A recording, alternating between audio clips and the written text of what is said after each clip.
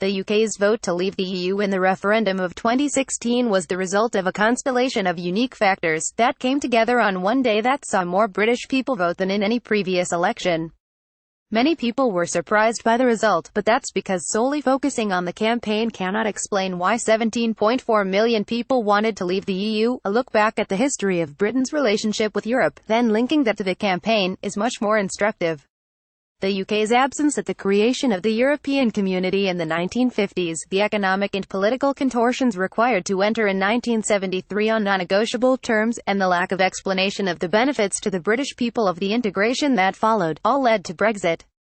In 2014, Dominic Cummings, who was to become Vote Leave's campaign director, conducted some focus groups to assess attitudes to a possible INOUT referendum from floating voters. The analysis he produced was never published, but my co-author Jason Farrell obtained a copy of what became a blueprint for the Vote Leave campaign. Here are some quotes from the members of the public who took part in these focus groups. Man in North Warwickshire: if Cameron's so weak that he can't get control of immigration, then I'm out. Woman in Hendon: if we leave the EU we will save a fortune and we can spend that on the NHS or tax cuts. Man in Thurrock: we've lost control, because of Europe. In this 19-page report from June 2014, control is mentioned 37 times, take back control appears 5 times, and, as we know, that phrase would become the slogan of the campaign. In the report's conclusion, Cummings insisted that, in the referendum, it would be important for the Out campaign not to take specific positions on any issues, as this would only split vote. Instead, he argued, the Out campaign should simply say, whether you think X or Y about Z, the most important thing is that we take back control of Z. Over a year later, with only a matter of months remaining before the expected date of the referendum vote, the Remain campaign were conducting focus groups of their own, containing people who were undecided about which way they would vote. What they heard was disturbing. People with no affiliation to either camp struggled to think of a single benefit to remaining in the EU. But they could immediately muster up all of the core arguments for leaving. All that stronger and had to go on was a nagging concern about the effect on the economy. So they decided the only option, rather than a massive pro-public education campaign, was what became Project Fear MK3, the first two being the Scottish Referendum No campaign and the Conservatives' 2015 general election campaign.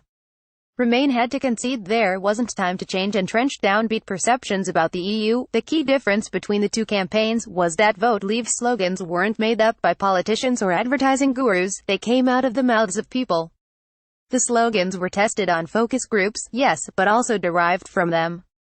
Remain weren't getting this information from the people, so their campaign slogans had to come from PR firms and civil servants. Take back control, be it of borders, sovereignty or money, was thus extremely powerful. But when was that control lost?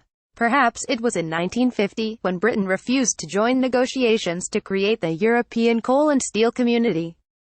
Then, in 1955, Britain sent Russell Bretherton to a meeting of foreign ministers set up create the European Community, with strict instructions not to agree to anything. He certainly thought the UK were missing a great opportunity to shape proceedings. Later, in the early 1960s, Harold Macmillan ignored JFK's suggestion that Britain should join the EC and try to change it from the inside. Instead, the UK tried to change it from the outside, an approach twice rejected by President Charles de Gaulle, who was determined that new entrants put Europe first.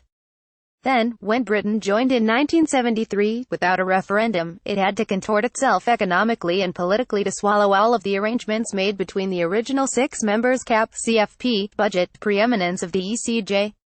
The negotiations were described by the man who led them as accidental and secondary, such was the limited room for maneuver.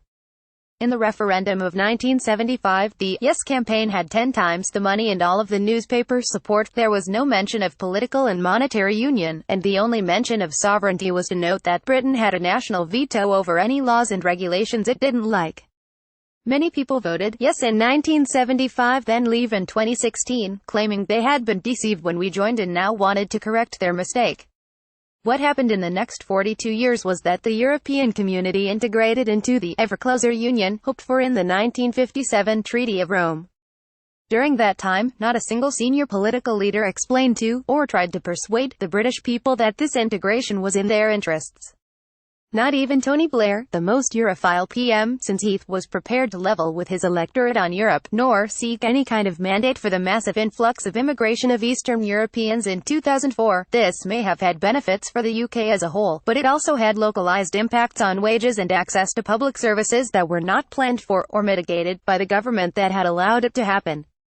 Many people felt left behind by the political class as globalization marched forward, and many of those people were persuaded that the referendum would give them a once-in-a-lifetime voice. Over the next 10 years there were a series of crises: the Eurozone sovereign debt crisis, the migration crisis, which convinced voters that the sovereignty of the nation-state provided a sort of security blanket against the contagion that these problems spread in a borderless world. Although there will always be arguments over whether it is correlation or cause, European integration brought peace to a region blighted by centuries of war. The price of Britain's victories during that time was that it never took the time, nor was led, to appreciate this achievement. The EU was presented in pragmatic economic terms, without the political vision. Thus, the Remain campaign was left tongue-tied and the Leave campaign with an easier course to victory than many expected.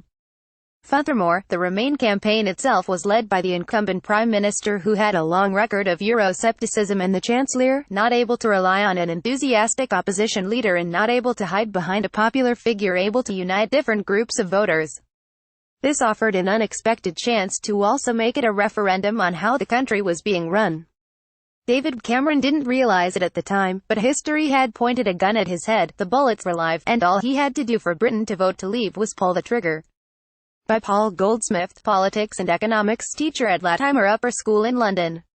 He co-authored How to Lose a Referendum, the definitive story of why the UK voted for Brexit, with Sky News senior political correspondent Jason Farrell. He blogs frequently at www.pjgoldsmith.com.